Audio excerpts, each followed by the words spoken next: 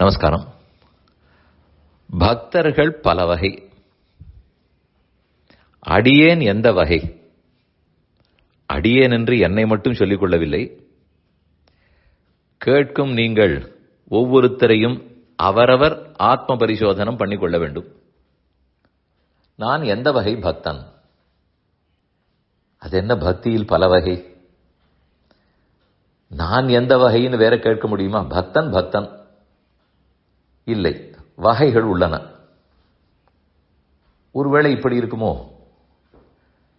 பெருமானை பற்றி நாமங்களை சங்கீர்த்தனம் பண்ணுபவன் ஒரு பக்தன், அவரை பற்றி கதைகளாக கேட்க விருப்பப்படுபவன் வேறொரு விதமான பக்தன், பூஜித்துக் கொண்டே இருக்க ஆசைப்படுபவன் ஒருவித பக்தன், திவ்யதேசங்களுக்கு போய் தரிசித்துக் கொண்டே இருக்க விருப்பப்படுபவர் ஒருவித பக்தர், அவனை நினைத்தே உள்ளமும் உடலும் உருகிக்கொண்டே இருப்பவர் ஒருவித பக்தர். இப்படி பல விதங்கள் சொல்லலாம்.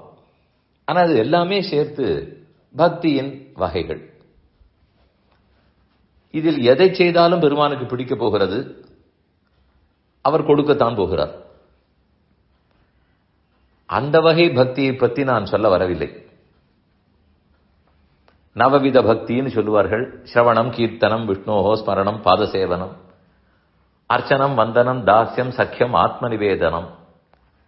இதெல்லாம் பிரஹ்லாதன் சொன்ன 9 வித பக்தி.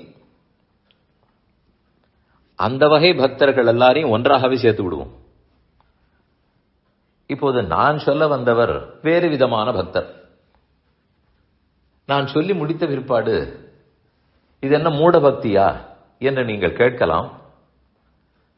என்ன பெயர் வேண்டுமானாலும் வைத்துக் கொள்ளுங்கள். பக்தியின் வகை. இந்த இருவகை எப்படிப்பட்டவர்கள்? கண்ணன் மகாபாரத யுத்தத்தில் முழுவதும் நேர்மையாக போரிட்டாரா? அவர் போரிடவே இல்லை, இருக்கட்டும். போரை நடத்தினார் இல்லையா? அவர் எல்லா விதத்திலையும் நேர்மையாக நடத்துவதற்கு சொல்லிக் கொடுத்தாரா? அபிமன்யு கையில் ஆயுதம் இல்லாத போது, கொல்லப்பட்ட போதும் பார்த்து கொண்டுதான் இருந்தார். துரோணாச்சாரியரை திருஷ்டத்யும்னன் தலை துண்டித்த போதும் பார்த்து கொண்டுதான் இருந்தார். பீஷ்மாச்சாரியருடைய தேரின் முன்னால் சிகண்டியை நிறுத்தி அதனால் அர்ஜுனன் அவரை அடித்த போதும் பார்த்து கொண்டுதான் இருந்தார். தன் சக்கராயுதத்தை வைத்து சூரியனையே மறைத்து அர்ஜுனனை காப்பாற்றினாரே, அப்போதும் நேர்மையா? இப்படியெல்லாம் கண்ணன் செய்திருக்கலாமா? இந்த கேள்விகள் மனதில் உதிக்கலாம். அதற்கு யார் பதில் சொல்வார், யார் பதில் சொல்வார்னு கேட்போம். இதில் ஆச்சரியம், கண்ணன் இப்படியெல்லாம் பலதை செய்திருந்தாலும் அவரை பற்றி யாரும் பட்டிமன்றம் வைப்பதே இல்லை. அவர் இப்படித்தான் சொல்லிவிட்டார் போல் இருக்கிறது. எதுவுமே இந்த பொருள் இப்படித்தான் விட்டால் எதிர்பார்ப்பை வளர்த்துக் கொள்ள மாட்டோம்.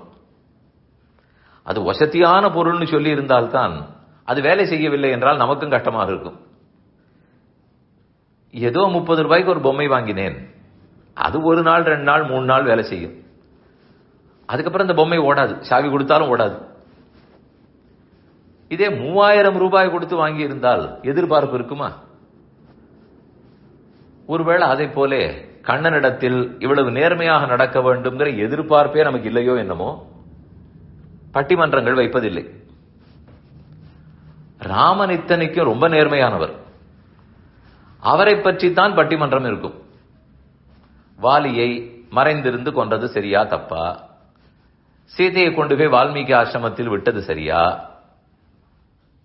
இப்படியெல்லாம் கேள்விகள், பட்டிமன்றங்கள். நாம் எந்த வகை பக்தன்? ராமனை ராமன் கடவுள் என்று பார்த்து, கண்டிப்பா அவர் பண்ணது சரியாகத்தான் இருக்கும், எனக்கு புரியாமல் போகட்டும், அவர் செய்திருக்கிறார் என்றால் சரியாகத்தான் இருக்கும், இந்த நம்பிக்கையோடு இருக்கக்கூடிய பக்தி ஒரு வகை. இன்னொரு வகை, எல்லா விதத்திலும் எனக்கு ராமனை பிடிக்கிறது, ஆனால் சப்ஜெக்ட் டு 1 2 3 4. இந்த நாள் அவர் ஏன் செய்தார்? அதற்கென்று நான் பக்தன் இல்லைன்னு சொல்லிக் கொள்ளவில்லை. இந்த நாளும் செய்யாவிட்டால் என் பக்தி இன்னும் உறுதிப்பட்டிருக்கும். அவரை இன்னும் ஒரு படி மேலே வைத்திருப்பேன். இப்ப ஒரு நூல் கீழே வைக்க வேண்டியுள்ளது. இதை சொல்பவன் ஒரு வகை பக்தன். 2 வகையிலுமே நல்ல பக்தர்கள் தான். ஆனால் முதல் வகை பக்தி நிலைக்கும். அதென்ன? அவர் செய்தார் என்பதற்காக சரியா? ஆமாம், அவர் செய்தார் என்பதற்குத்தான் சரி.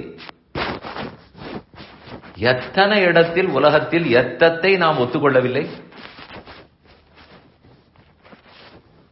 பல விஷயங்கள் தவறாக இருந்தாலும் நமக்கு பிடித்தவர் பண்ணி இருந்தால் அது சரி என்றுதான் வாதாடுவோம், அவர் பக்கத்தில் பேசுவோம். அப்படி எத்தனையோ இடத்தில் பார்க்கிறோம்.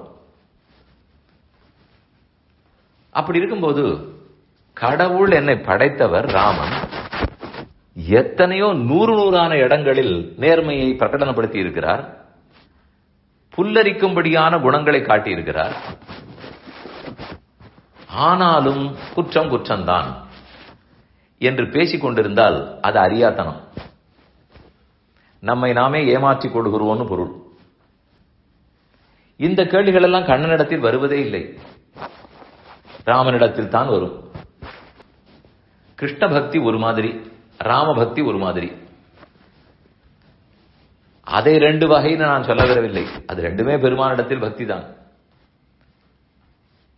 ஆனாலும் அது கேள்வி கேட்காத பக்தியாக இருக்க வேண்டும். ஏன் உங்களுக்கு பதில் தெரியாதான்னு கேட்டால், இப்போது நான் சொன்ன அந்த 1 2 3 4 எல்லாவற்றுக்கும் ஆச்சாரியர்கள் தெளிவாக பதில் எழுதியிருக்கிறார்கள். அதில் குறைவே இல்லை. அந்த பதிலை சொல்வதற்கு சுணங்கவும் இல்லை. ஆனால் நான் சொல்ல வந்தது, முதலில் அந்த கேள்வி மனதில் உதிக்கிறதா இல்லையா? உதிக்கவே கூடாது. அப்படி இருக்குமானால் அந்த பக்தி தனி சிறப்பான பக்தி. அப்படி ஒருவேளை அந்த கேள்வி உதித்து அதற்கு பதில் பெற்று பின்னர் முழு மனதோடு ஏற்றுக்கொண்டால் அதுவும் தேவலை. ஆனால் ஒரு குறை, அந்த கேள்வி உதித்து விட்டாலே அப்புறம் அந்த கேள்விக்கு பதில் கிடைத்தாலும் ஒரு நெருடல் இருந்து கொண்டிருக்கும். அந்த நெருடல் இல்லாமல் உள்ள மாறிவிட்டால் நல்லது. சரி, வாஸ்தவம், நீங்கள் சொல்வதை ஏற்றுக்கொள்கிறேன், ஆனாலும் என்று இழுத்தால் அது ஒரு மாற்று குறைவு. இதத்தான் 2 வகையான பக்தின்னு சொன்னேன். நாம் எந்த வகையை சார்ந்தவர்கள்னு சிந்தித்து பார்க்கவும்.